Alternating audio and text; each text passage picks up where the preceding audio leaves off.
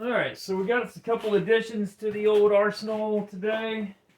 I really have kind of fallen in love with that little night vision optic, that one leaf NV100, whatever.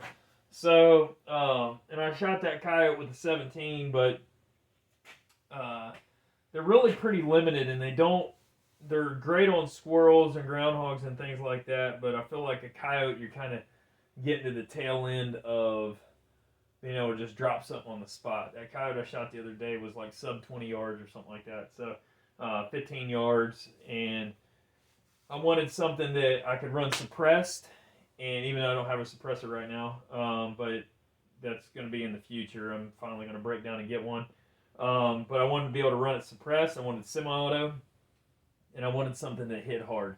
And I know that 9mm isn't a fur bearer's first choice, but in this case, I think it's going to be the best for me. Maybe, for Lily, running a 10-22 suppressed might be the ticket. So, but anyway, I decided that I'd get one of these PC carbines, these Ruger PC carbines in 9mm. And so I got that one. There's, I don't know, 10 different ones, 8 or 10 different kinds. So I've already, while I was waiting on everything to go through, I put the Glock Magwell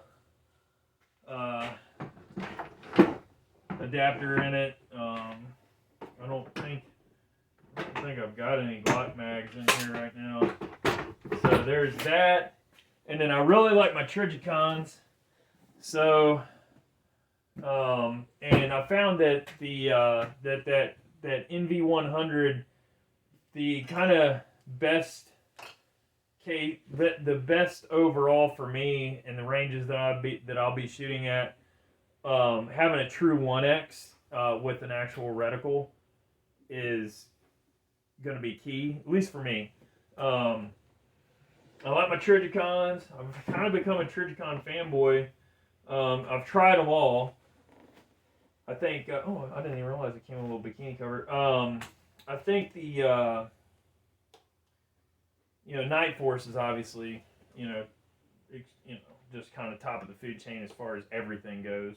But, I don't have the money to put Night Force on everything. Not that I've even got enough money to put Trijicon on everything. But anyway, got the piddling around, and I know Euro Optic had these credos, these discontinued credos, on a pretty good sale. They were a little bit better, actually, compared to what they were. I kind of overpaid a little bit. They were on a really good sale for a while, and I was like, man, I don't need that. And lo and behold, it is what it is. So, and then I've also got this worn ramp mount that I've had, I don't know, for a while now. So, I got the HX Credo 1-4. It's got some MOA illuminated hunting reticle. I don't know. It doesn't even really matter. It could be a standard duplex.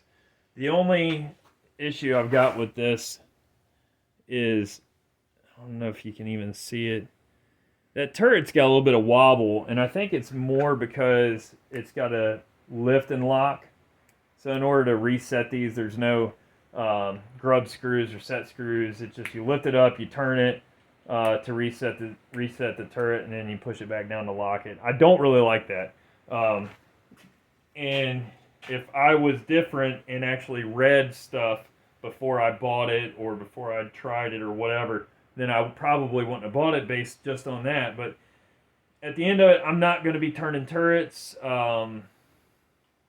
quarter MOA, yada yada. But all in all, I mean, the fit and finish on Trijicon is always good.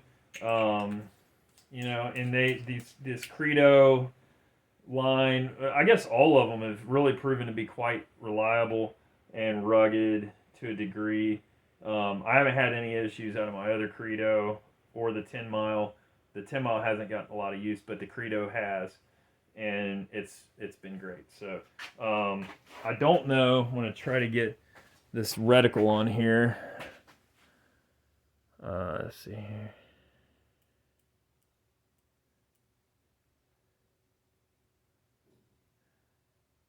Yeah, it's really kind of difficult. Shit, is that thing not lighting up? Oh, there we go.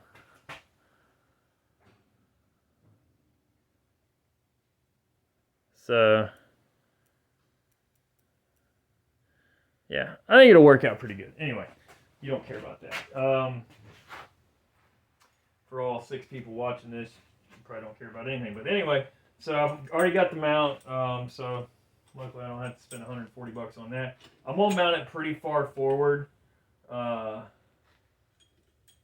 just because that I have the intention of that night vision going on, so that's gonna add quite a lot to it. And shit, that might be perfect. Where's my doodad? So let me pull this guy off. Shucks, man, I put him on that tight. So we're gonna pull this guy off. And alright, so basically got this guy sorted out now. You know, and the other thing is I typically, in my pickup truck, because I go back and forth between a few farms here and there, and we're surrounded by farms, and I know most of everybody around here, and I've got permission. You know, I don't want to sound ridiculous and say I can do whatever I want, but it's pretty close. I do a lot of work for people, and you know, the surrounding people and whatever. So, and I don't do dumb stuff.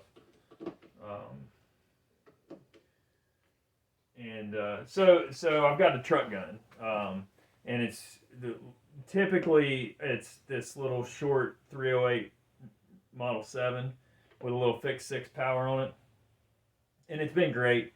You know, I can zip coyotes and stuff out to about 350 with it pretty easily. Just right off the hood of the truck if necessary. And here, if you're on private property, you can shoot off of a vehicle, but not from inside the vehicle. But you can shoot off the vehicle.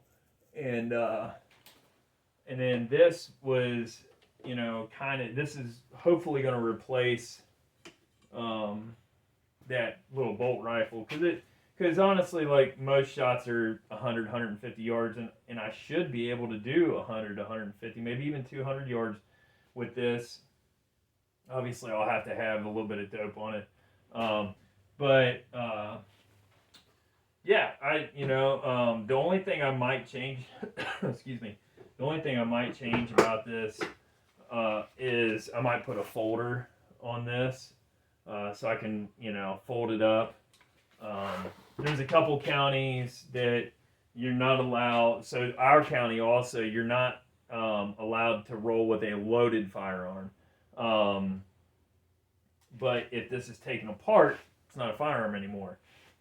So I can leave a magazine in it and take the barrel off. It's not going to be, you know, that's harder than just taking the magazine out. But I guess the point is I've got a couple options, and then, you know, if I put a folder on here, I can fold it up and so on and so forth. But anyway, I'm going to put a suppressor on it. It's got a flag in it. But, you know, it's really handy. It's a little on the heavy side. The battery life isn't great. But you know, and you put a suppressor on it, it's gonna be pretty heavy.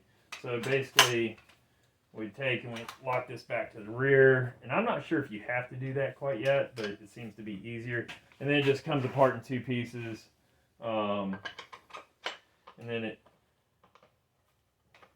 indexes and it locks back, and then you're good to go.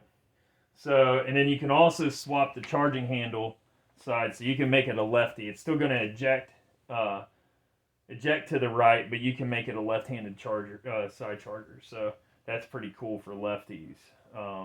It doesn't fix the fact that they got brass coming back at them, but you know, at least they can do that and stuff. But I actually like a left-handed charger, even though I'm right-handed. but yeah, so and it comes apart basically just like a 1022.